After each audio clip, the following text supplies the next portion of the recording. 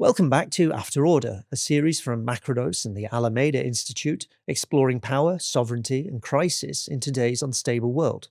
In our first episode, I spoke with Quinn Slobodian and Ben Tarnoff about their book, Muskism, a guide for the perplexed, examining the intellectual history of our emerging post-liberal moment through the unlikely avatar of Elon Musk. In today's show, we're moving from the ideological roots of our contemporary world to something far more concrete, the shifting material foundations of modern capitalism, and in particular, the green energy transition. To do that, I'm joined by none other than Thea Riofrancos, author of the recent book Extraction, The Frontiers of Green Capitalism. As governments and corporations race to decarbonise the global economy, demand for minerals like lithium has exploded. But as Thea's research makes clear, the green transition is also opening up new frontiers of extraction, with profound consequences for landscapes, communities, and global politics. So the question at the heart of today's conversation is a simple but urgent one. Can the shift to renewable energy avoid reproducing the same extractive dynamics that defined the fossil fuel age? And what does the answer mean in a world after order? So, Thea Riofrancos, thank you for joining us in After Order. Pleasure to be here. Your book is analysis of what you call green capitalism, which I think for many of our listeners and viewers will be something of an oxymoron, that capitalism is an inherently exploitative and extractive system of human beings and especially of nature. So I wanted to ask, what do you mean by this phrase and how do you develop it as you do your analysis? It is an oxymoron if we take green in a really substantive sense. The idea that capitalism would somehow internalize all of its natural externalities and all of its contamination and waste. And that's not what I mean by it at all. And I think it's useful to hold on to that critical perspective about the impossibility of capitalism fully greening itself. But we have to think empirically about political economy, and we need concepts that kind of train our analytic gaze on certain sectors, certain supply chains, firms, and investors. And we need some way to disambiguate the capitalist economy so we can understand how to transition out of it, both for sustainability reasons, but also for all sorts of other crises that capitalism is causing worldwide. So when I think about green capitalism, I think about it in material terms and in investment terms, a set of sectors, supply chains that are involved in some activity labeled as green. And we can get critical about that. There are unproven technologies that are speculative and probably quite harmful, like geoengineering, that might fall under this rubric. But then there's quite reliable technologies like solar panels and lithium batteries that in green socialism we would want to retain. And so I think first we can think technologically, but then second, there's a way of analyzing when we think about fractions of capital. What are different capitalists, both in the form of corporations and in the form of their financial backers, doing in the economy, and how do they relate to one another? If we think of green capital as a fraction of capital, we can start asking, I think, more interesting questions. How does it align or not align with other fractions of capital? War making, fossil fuels, finance, big tech. We see moments where those sectors might align in their lobbying efforts and their underlying investments and their material underpinnings. Other moments where there are tensions between capitalists, which is useful for green strategy and for socialist organizing to understand how capitalists might relate to one another. And maybe, one other important point to bring in is that when we start looking analytically and empirically at green capitalists, even if we put kind of scare quotes around that, we can then think, how do they relate to the state? That's the other side of political economy. One of the most important features of green capitalism is how fundamentally state and policy and therefore politically dependent it is as a set of sectors, which is as obvious in its moments of growth, funded by subsidies and, tax breaks and all sorts of political arrangements, but also on the flip side in its moments of kind of political precarity when there's right-wing backlash or fossil fascist backlash against it.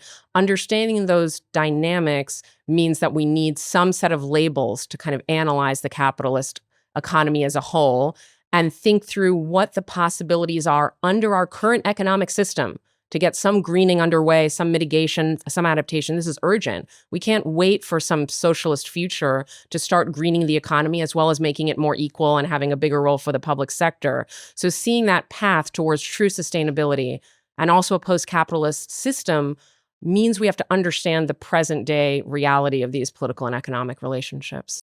I want to pick up on this bit about your point about, which is a right one, and it's, it goes all the way back to, well, anybody who's serious about analysing capitalism ends up talking like this, but Marx's old band of warring brothers, that you have fractions of capital, that there isn't a unified capitalist interest in any of this. There's a sort of general interest in exploitation, making profit, that sort of thing, but not really a specific interest. And it looks like, at least if you go and stand in the US, the green capitalist fraction of that ruling class is very much on the back foot at the minute. So is that going to be a permanent state of affairs? How do you see the dynamic between what is still very significant investment, even in the US, in kind of green capitalism, renewables, battery technology, this sort of thing?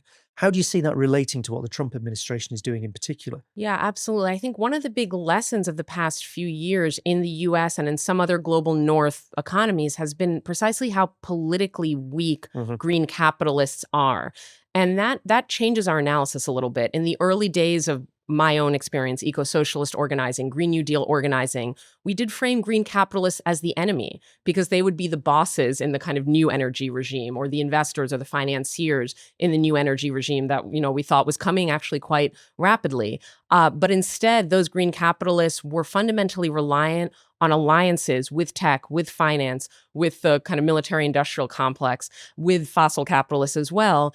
And that weakened their position. Once we had a kind of right-wing backlash, what we saw was the real downgrading of the green capitalists in that coalition, and instead the real strengthening of we could say their allies that were already more stronger than then. And so the kind of contradiction from a left perspective is, how do you exist both in tension and maybe some degree of conflict with these emergent capitalist sectors, while also having some underlying interest, I would say, in seeing them grow and kind of further their own ambitions, but not precisely in alliance with the worst and most nefarious. Again, I'm going to bring in the warmongers just because of the moment that we're in right now, and the fossil fuel interests. We need to think of ways to sever or to create a wedge between those economic interests and those political interests. Because as it stands, green capitalists rely on fossil capitalists for broader kind of all of the above energy lobbying. And that is a really terrible position, for them. We don't have to feel so bad for them, but definitely for greening the economy. You mentioned the Green New Deal, which, throughout the 2010s, I suppose, became an organising point for much of the left across the world, not just the environmental movement, but far broader than that. And you think Bernie Sanders' campaign, I mean, AOC back in the day, versions of it ended up inside of Corbynism in 2017 and 2019 general elections in particular. And I think part of what your book gets into is a bit of a critique of the Green New Deal as potentially something that's still aligned with an extractive model of the economy, that you could rush off and build loads and loads of electric vehicles, and you change your old fossil fuel-based car production system into one that's switched over into producing electric vehicles, which in turn, and we can come back to this point, relies very heavily on massive amounts of lithium for all the batteries you're going to use, for example, and the copper in all the wiring you're now using, which are very, very, as you argue and as you demonstrate in the book, are heavily extractive industries. So I suppose the question there is, what do we do instead? That having gone through Green New Deals of various sorts and having tested these in some ways electorally, and actually the closest I think we got to something like this in power for all its many and varied faults is actually what Joe Biden did in the US. It's kind of watered down Green New Deal. And people would say this, but nonetheless, it's a hefty investment in US terms in some of this technology. That seems to have been completely knocked out of the water. I think you also suggest that it was too closely related to versions of extraction and to versions of that very exploitative process that was necessary to take this kind of technologically driven Green New Deal renewable switchover that you might envisage capitalism undertaking. So what do you think we would do instead? I think the central insight of the Green New Deal remains as relevant as ever, perhaps more relevant than ever. I always took the central insight of the Green New Deal to be that there is a fundamental connection, materially and politically, between the climate crisis and the crisis of socioeconomic inequality, and that the public sector, broadly understood, plays a major role in transforming both of those, with protagonists in the labor movement, in social movements, in community organizing, et cetera. That central insight, more relevant than ever, because we're witnessing the combination of a cost of living crisis, itself fueled by war and extractivism and the fossil fuel industry. And to get out of both of those, we need a muscular state, but conceived in democratic and kind of public terms, to kind of push through a new energy system, a new political system. So I would not let go or kind of throw the Green New Deal under the bus, but I do think it needs to be updated in a number of ways. And you've named some of them, so I'll just reiterate.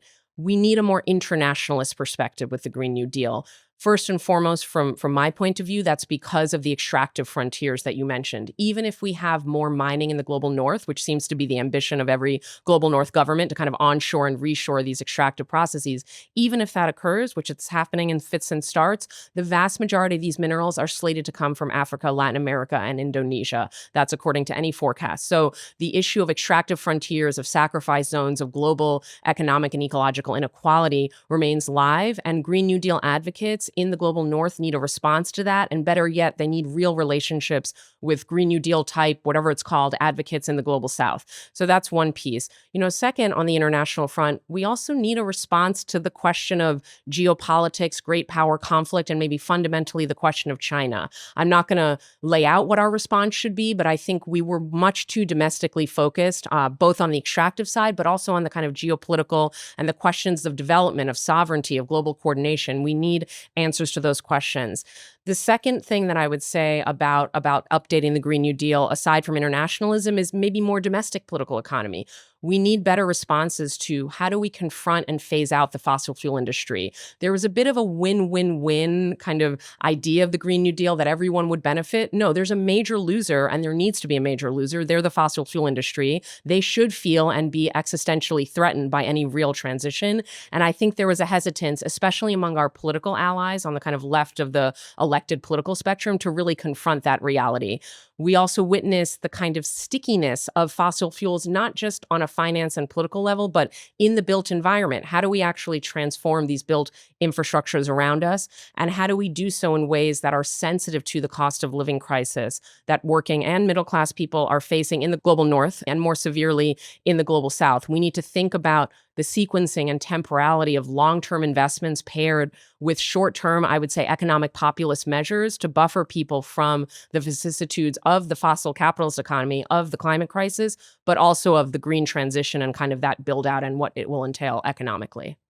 That feels like an important part of what we need to do. There's a bit more sort of honesty and clarity about what's going on here and what it entails. I mean, I return to Joe Biden. It's sort of unfair to tar everybody with the same kind of Biden brush on this, but very, very strikingly, his line that, when I hear climate change, I think jobs, as if this is actually all going to work out for the best and it's a win-win-win. Whereas in reality, as you say, there are sort of clear losers from a process of transition. That is just what is going to happen. So managing that, I think, is important. The difficulty we faced, I think, is that a sort of straight energy type transition, the decarbonisation, that we're all going to have renewables with batteries and everything's going to switch over into wind farms and solar panels and electric vehicles, is that this is not necessarily a particularly jobs rich process either. And I think the part where it was oversold, at least in the global north, is that, we'll just kind of, you're making a car that's a petrol engine today, we're going to make an electric vehicle tomorrow, and all you people had a job making that car are going to carry on basically doing the same thing over here. Whereas, the most productive car factories on the planet right now are the ones churning out electric vehicles in China, which have really not very many people working in them. That gets me onto something that you've touched on that I wanted to talk about, because it strikes me as like an important new development in this, which is the question of development.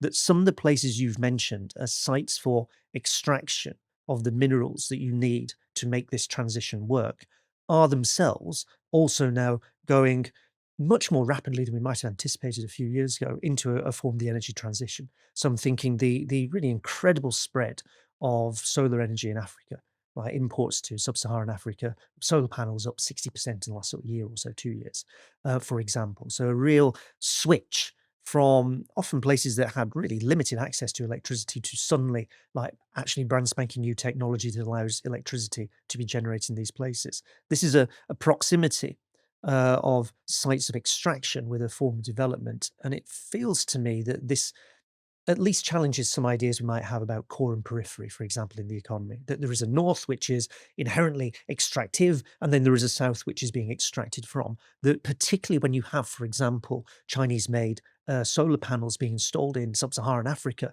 these are quite different sets of relationships that are being developed over time. Yeah, so the massive expansion of green technologies in China, which has come along with massive improvements in manufacturing, efficiency, economy of scale, all sorts of economic dynamics that, even in a kind of quite for profit driven environment, are dramatically reducing the margins on these products and making them much cheaper, making them available to the global south. That has changed in some ways the formula or the equation of development and climate action. It has brought those to be much more commensurate with one another. Several years ago, I mean, if we were having this conversation, even maybe 5 or 10 years ago, we would have really talked about the issue of how development goals might be in conflict with climate action because it was cheaper to do coal-powered development. And maybe there was just an expected norm that the global south would recapitulate the coal-powered development of industrial revolutions in the US, UK, elsewhere, Western Europe in the past. But that is simply no longer necessary. And on top of that, there are major human developmental gains to be had in just the massive expansion of clean electricity, which gives people energy, which is a human right, but also makes that energy less locally polluting, dealing with one of the major global killers of air pollution and particulate matter. So these are enormous strides that I do not want to downplay.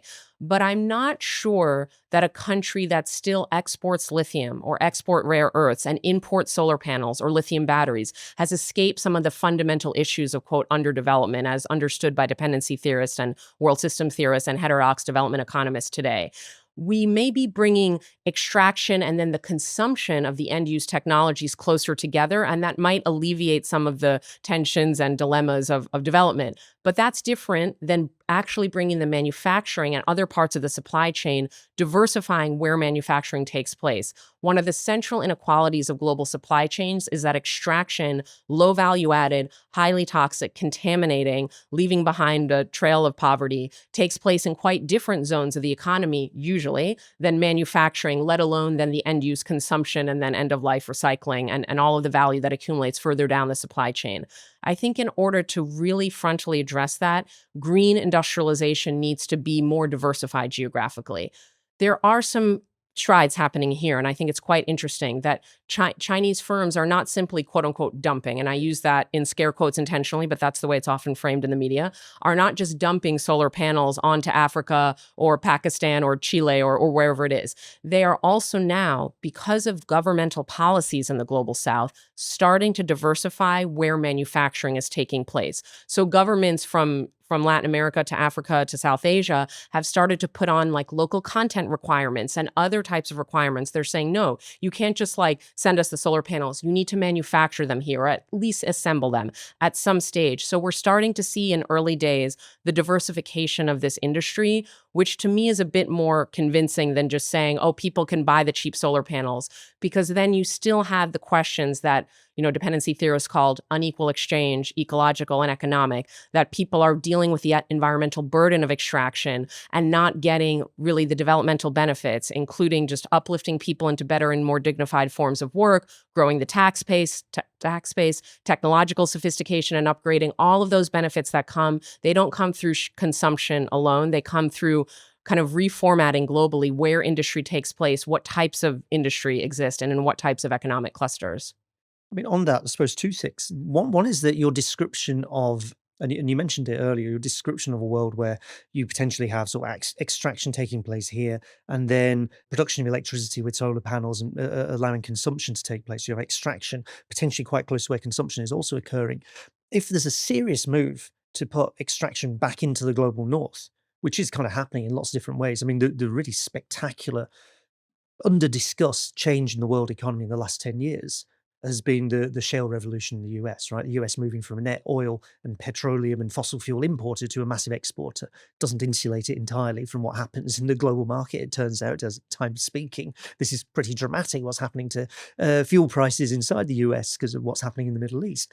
But it does shift the balance of where extraction is taking place and which countries are doing it. Do you have, the largest mass consumption market on the planet is also now the biggest fossil fuel exporter on the planet. In other words, it's kind of taking on some features that you might have associated with global south development in the past. And potentially this is a line that capitalism in general will follow, whether it's on fossil fuels or extraction of things more closely related to renewable energy production, for instance.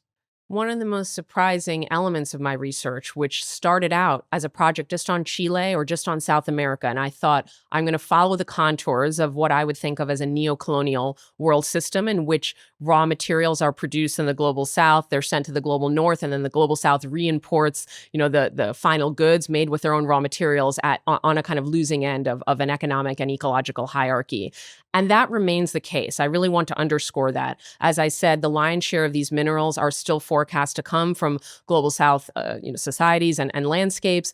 And in general, the kind of structural relationship in which the global south is a net contributor in physical terms of raw materials, also of embodied land and labor and energy, and as well as a net loser in monetary terms from trade. The most up-to-date empirical research says that basic kind of law of capitalism, let's say, remains the case. However, there are interesting changes at the margins that I think are quite important. Now, it's not a marginal phenomenon for the U.S. to be a major fossil fuel producer. That's not marginal. But what I think will remain marginal for the next years to come will be the global north kind of in-housing or reshoring critical mineral production.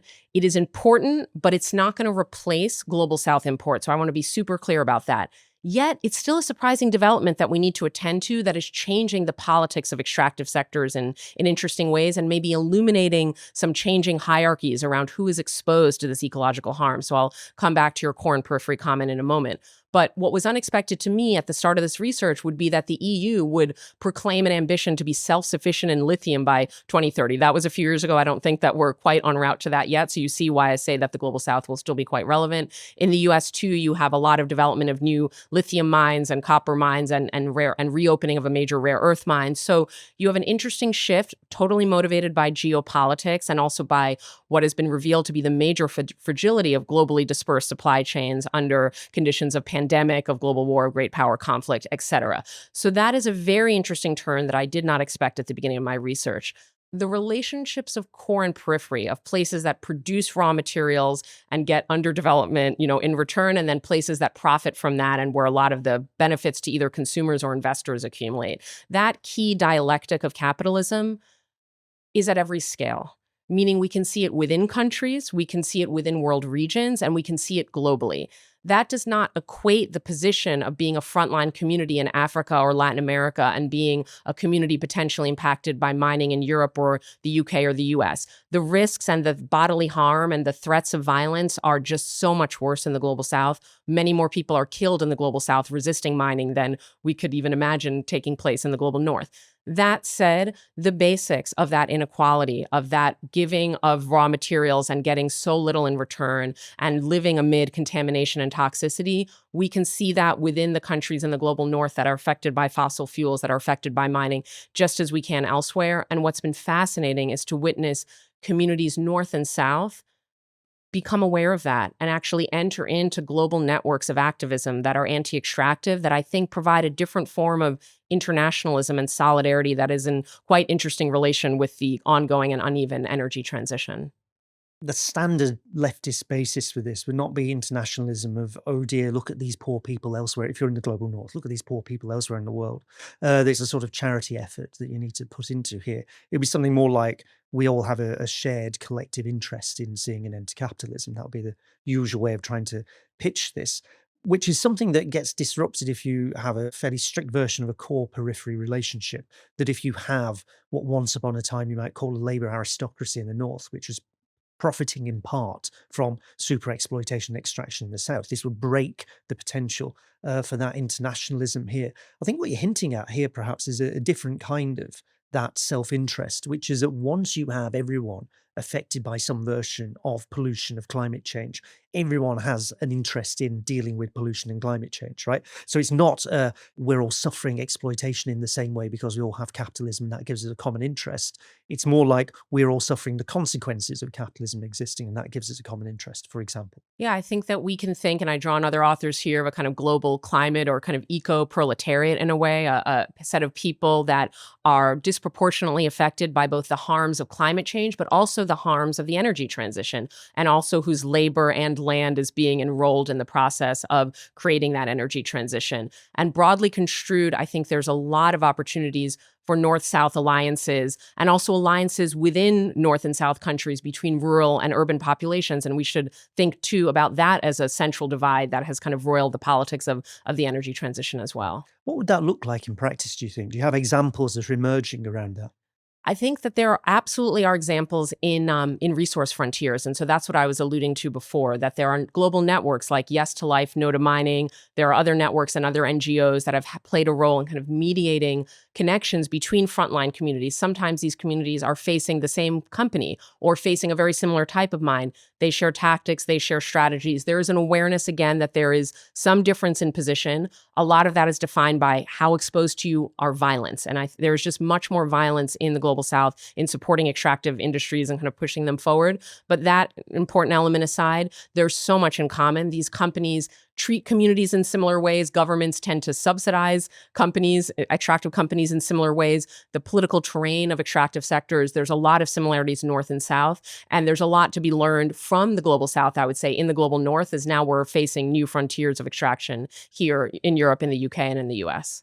But this does kind of shift the balance of where you might think your strategic opportunities are, right? The historic version of the left, particularly the bit influenced by at least the main version of Marxism, would say something like, well, it is the point of production. It is where people are employed. It is where they're exploited because they're employed. They're producing profit, surplus value. That is where your major point of trying to influence the whole system start to emerge, right? This is the classic labor movement, the social democratic parties, socialist, even revolutionary parties all have this kind of conception of where you need to think about first. From what you're saying, it actually sounds like that locus has shifted somewhere else, that you're not talking about production now, you're talking about something closer to consumption or potentially social reproduction. In other words, how you live your life and how people care for you, how people look after each other, how we keep society going separately from producing things. Yeah, when you were talking about the earlier vision of a Green New Deal and how focused it was on kind of blue collar, and I use that again with scare quotes, I don't love the term, but we know what it means, manufacturing labor, that we were going to kind of recreate an industrial revolution, but electrified or green. And that was not only going to be the basis of our economy, but it was going to be the basis of political support for a GND, that you were going to have labor union, kind of a male image and hard hats kind of supporting these policies. And I think that was a very narrow way always, an increasingly insufficient way to think about the labor, but also the sites of class conflict and class struggle associated with energy transition. First and foremost, we need to think much broadly about services, about care, about social infrastructure as sites of labor, but also as sites of conflict and organizing. And as I hinted at before, also think of ecology and landscapes and human nature relations as sites of both class conflict when they are when capital attempts to appropriate those spaces to its own ends, but also as sites where we can build new political coalitions, build new visions of what a post-capitalist economy would look like, and care, whether ecological or social, needs to be much more central to our understanding of the green transition, both in its economic forms, but also in its political underpinnings. I mean, speaking of the political underpinnings, you talk a lot the empirical part of the book is quite significantly about South America and the lithium triangle, which up until pretty recently, the countries that are primary to that, which is what, Argentina, Chile, and Bolivia, were all in the hands of the left, or just about in the hands of the left. And there are sort of interesting questions, if you look at the experience of the government in Chile, for example, of how it tried to manage utilizing this resource and turning it into something that would be of general social benefit. There's great stocks of lithium that are there, extracted in a horribly extracted process. It's polluting, it's dangerous, it's unpleasant, it's exploitative for the people involved. And there was always a kind of tension between trying to manage that and then thinking you could build something socially just out of the end of it. I'll come back to that particular question, but there is this issue now where very concretely these are governments now in the hands of the right. And they themselves are left with sets of relationships with, for instance, China. I mean, Argentina and the Milei government's relation with China as a whole, almost hilarious story in itself, if you look at the backwards and forwards and the fire and brimstone that he was talking about, the number one assassin on the planet and all this sort of thing. And then, they threatened to pull swap line support for his government, and he pretty rapidly brought to heel. But they have these sets of relationships that, despite the rhetoric, particularly from Milei, where he's Trump's biggest fan outside of the US, and a particular relationship they want to have with the US government, which is deliberately and overtly anti-green capitalism, and quite dramatically so, and yet at the same time have these resources that are integrated into the system there. I do wonder what the options are for, well, first of all, how you think that might start to play out over the next few years. That there's this, what seems to be a moment of tension, at least for those countries now in the hands of the right, where governments are in the hands of the right, and also what we might do to learn the lessons of the relative failure of governments that are left to not be able to win the election again, to convince people that they were doing the right thing. Chile in particular seems to be an outstanding example here. What lessons might we learn? How might we do better next time round? So there's a supreme irony in a lot of countries right now that are governed by the right, which is unfortunately many countries, both global south and global north, that have either major mineral sectors or have the ambition of being a major mining producer, in which they are ostensibly kind of encouraging investment in the very minerals that are necessary for the energy transition, among other end uses, but primarily the energy transition, really. But maybe on a rhetorical but also policy level, they are aligned against the green fraction of capital that we were discussing earlier. This is probably, this irony is at kind of the highest pitch perhaps within the United States, which is of course governed by Trump and by right-wing coalition, and Trump is very in favor and has said explicitly, I want to do minerals dominance, he calls it, in executive actions. I want to dominate these new critical mineral sectors, and the ones that he's talking about, from lithium to rare earths, when you look at their demand streams, where these minerals actually go to, what industries they serve, he might like to talk about AI and drones or military tech or data centers, but in reality, it's wind turbines and electric vehicle batteries that compose kind of the largest portion of demand for these minerals. So ironically, he's boosting the kind of upstream part of the sectors that downstream he is destroying or attempting to destroy at least the political support for. That won't work out very well, I will say. From just a perspective, I'm taking off my eco-socialist hat and kind of putting on my just analyst of capitalism hat. And I do not think that it's possible to incentivize the growth of sectors while destroying the demand for them. And so there are a lot of contradictions in his industrial policy, if we want to call it writ large. And then those contradictions reverberate elsewhere with the kind of states that he's trying to turn into client states of the US, and these transactional deals, and trying to get their access to their minerals as well, or their oil, or whatever it is. But there's no overarching developmental strategy nor kind of stable underpinnings for ongoing international coordination and collaboration, because on the one hand, he's threatening the country. On the other hand, he's offering it something or trying to cajole it into something. And I don't think that will create a stable set of alliances for these new mineral partnerships that Trump is unrolling. But I think they do show how durable what I call the critical minerals consensus is. That consensus is not attached to any particular end use or developmental goal or vision of the energy transition. It's increasingly just about the geopolitical leverage that inheres in choke points of resource extraction. And we're seeing that right now. We're recording during this catastrophic war in Iran, and I know this will be released a bit later, but we're seeing in real time, constantly, week after week, how important these choke points are and how much governments and geopolitics are kind of reverberating around them. Maybe just to say one, I think, important lesson for the left in all of this, before maybe moving on to the final part of your question.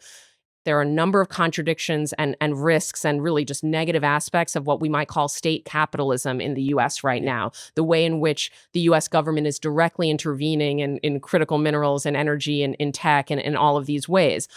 On the other hand, on the left, we, I think, have been talking for a while now, since the Green New Deal, if not much before it, about public ownership, about state involvement and public sector involvement in the economy. And by the state, we don't just mean like technocratic agencies or the military or security arms of the state. That's how the right wing uses the state. We mean a commons. We mean a public sector. We mean shared ownership. We mean forms of investment that are inclusive and create jobs and dignity and, community welfare and whatever it is. But I do think the Overton window has shifted and has moved. And now that right-wing, fossil fascists are kind of taking ownership positions in shareholder-owned firms, like, who's to say that the left can't do public ownership? I mean, it's just totally on the table, regardless of the ideological stripe of a given political movement. And that I think, whether it doesn't mechanically benefit us, but we should make it benefit us when we should talk about that quite frontally and lay out our own political program of public ownership and state involvement in the economy. On the front of the global south and these extractive frontiers and how to govern them, it is so challenging. And I really want to make this clear because I think that it's wrong to think it's just bad policies or like this or that government made a mistake. I mean, we can always get to that level of kind of the day-to-day of politics and see where governments could have made a different decision. But I think the problem is more structural than that. And so the solutions need to be more structural than that. I'll just tick them off really briefly. This is the way that I think about these dilemmas of extractivism in the global south. There are developmental dilemmas. It is hard to take raw materials and turn that into economic development or social or human development for a variety of reasons that we've kind of already gone over, perhaps. There are geopolitical dilemmas. It is very hard at this moment as a global south government to know which great power to align with or how to play the game in this increasingly kind of in this world that's increasingly made up of economic and geopolitical blocks. And if you get investment from China, are you relinquishing investment from the West or vice versa? How do you stay strategically autonomous in this moment? That's really challenging. There are distributive battles. So in every extractive economy, regardless of what specific phase of capitalism we're in, there's a central question of who benefits from that resource extraction. Where do the rents and revenues and royalties go? Do they help the local community, the national majority? Do they enrich a corrupt few? And so this is a central aspect, whether it's a petro state or a mining state. That's a constant dilemma. And then the last, but maybe most important to our conversation, is the socio-ecological dilemma. It is just the case that these sectors concentrate social and ecological harms in ways that are unparalleled in other sectors. And global south governments, even with good, ambitious developmentalist policies, face communities that are increasingly intolerant of these concentrated harms. And so we need to think about developmentalism paired with ecology and care and think more broadly about industrial policy, which is, I think, exactly what some of the most innovative global south left political programs are doing. But developmentalism and resource nationalism will not address that ecological and social conflict that happens at the front lines of extraction. Something you've talked about just now, it's something that's critical to the book, is the concept of the frontiers in capitalism, which is sort of sitting here listening to you and thinking about it, having read the book, is the distance between what we might have been having as a conversation when I first really started getting politically active, and now it's painfully like 20 years ago, when the rhetoric and to a large extent actually the reality was globalization has triumphed everywhere. This is now a single world that is united around a free market. This is the only way we have of running capitalism. I mean, that's never entirely true, but this is like neoliberalism triumphant. The market will deliver. Tony Blair telling us that you can't argue against globalization, you may as well argue against autumn coming, or whatever his expression was in 2005. At the peak of this, China joining the World Trade Organization, Hart and Negri's Empire, which came out, as we discussed, in 2000, right at the sort of start of this really triumphal moment for globalization, which argued that, there was kind of one system that was pretty smooth space everywhere called empire.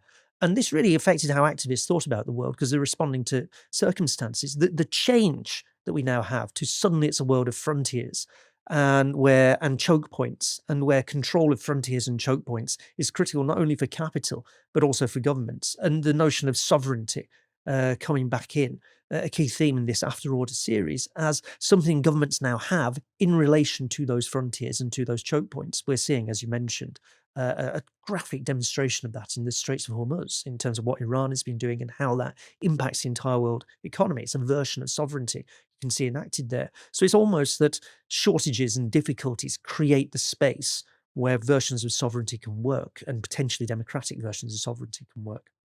Resource frontiers never fit the narrative of hypermobile capitalism. And I think at that very moment, and it's interesting to kind of do a retrospective, 25 years later, 26 years later, on the moment of kind of, okay, we're finally at the end of history. Capitalism spans the earth. It's a flat earth. It's a grid that can be seamlessly interconnected. And when you have place-based assets, literal geological deposits, that formed under millions of years, under, not by any kind of human intent, those place-based assets cannot be picked up and move. And some of that very fact informs the basic structure of extractive economies, which have enormous sunk costs, where companies lay down physical investments to both get the stuff out of the ground, and then the logistics. It's kind of interesting. Logistics is what makes a smooth capitalism, but also involves a lot of place-based assets of ports and straits and shipping routes and all of that.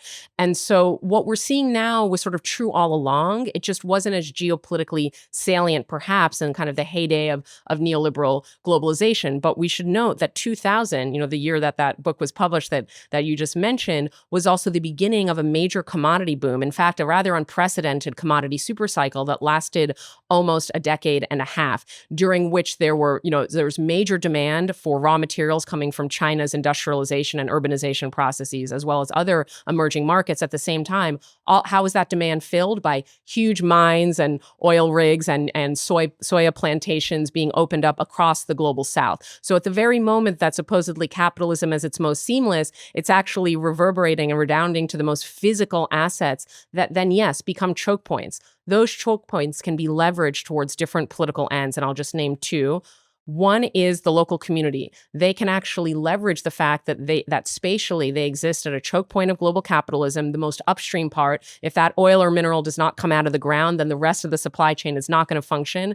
Labor unions as well, labor strikes can be quite powerful, as we know from the history of mining militancy. So that's one way to leverage those choke points. Another, perhaps less kind of copacetic with a left perspective, is the geopolitical leverage of those assets, right? And so we see now from China's blocking of its rare earth exports to what's happening with Iran leveraging the Strait of Hormuz, and we can think of all sorts of other examples with the Houthis, the Red Sea, etc. We see that geopolitical adversaries can take hold of the choke points that are in or around their jurisdictions and leverage them either in relatively bloodless geoeconomic conflict, or in quite bloody geopolitical hard conflict. And that reality is super apparent. But then the question is, what does the left do about that? And I think that there are a number of things. I won't be comprehensive, but I'll just name two. We need to think about what it would look like, taking into account North and South inequality, not kind of obviating that, but what would it look like to have collaboration and cooperation around the world's resources in ways that are more beneficial to the locally affected communities and landscapes, but also kind of carve out some type of pathway towards shared green development globally.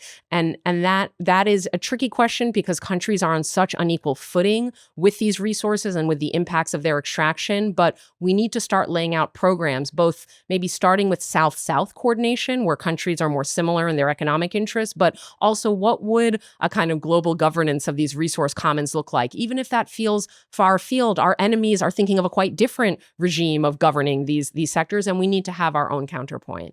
Well, that's the final question I wanted to put to you, which is, well, what does the alternative to all this look like? What would a socially and environmentally just alternative to the world you described start to look like?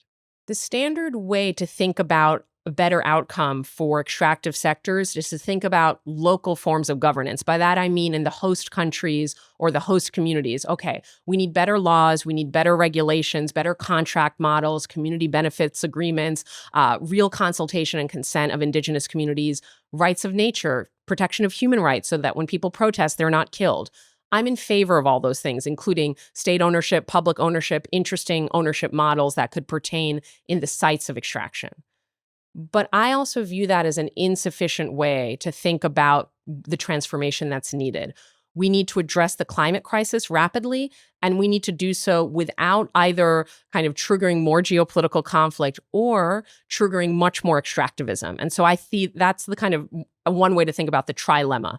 And a way to do all of that can't actually start from the frontiers of extraction. We need to start from the kind of motor of accumulation and consumption that drives that extraction in the first place. Places are not born to be mining frontiers. They become mining frontiers because capitalism needs certain raw materials, and some configuration of politics and economics set certain places up to be the frontiers of that extraction. In order to change that fact, we need to think about how we consume and how we produce globally, but also, as I said, in the kind of dense centers of consumption and production. And that means thinking about ways to reduce resource use while meeting our climate and equity and also kind of geopolitical goals. We want a more peaceful political situation. We want more equitable access to clean tech and green tech, and we want to do all of that while rapidly drawing down emissions. It turns out, and I was dismissive of a win-win-win approach earlier, but there is a little bit of a win-win here, because the same approaches that would create more public asset to clean technologies, which I think everyone deserves, mobility, energy, clean and green constructed housing, whatever it is, create more access for those, reduce geopolitical tensions by kind of lowering the stakes of these resources and their kind of leverage and choke point role in the economy, and get to our climate goals faster. And in order to do that, according to every climate model, we do need to change how we consume and produce. We need to get out of our cars and into the tube or into buses. We need to get out of single family suburban homes and into kind of dense green social housing, right? So we need to do all these things that we know about politically on the left. The thing is that achieving that would also reduce the resource intensity of the energy transition. The more that we can consume collectively and equitably, the less our resource footprint for the energy transition. And I don't just say that as like a point of like political vision or rabble rousing, though I think, you can run a campaign that way, and we should, but it's empirically true. All of the models, including ones that I participated in creating, show that the most resource intensive way to kind of confront the climate crisis is to do nothing about the mode of consumption and production. It's to leave it as privatized, as unequal.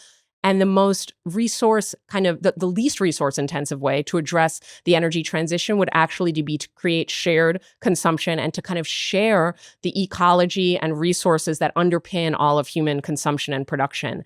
And that's the route that we need to be going for. And for me, on a political front, I don't mind if politicians talk about reducing resource intensity or reducing mining or even about justice for extractive frontiers and resource frontiers. I would like that, but maybe in every political venue that doesn't make sense. But you can fight for social housing. You can fight for mass transit. You can fight for energy for all and more efficient energy systems. And it turns out that in the process of getting those things, wherever they're achieved, you reduce the resource intensity of the energy transition, and you also reach our climate goals more quickly.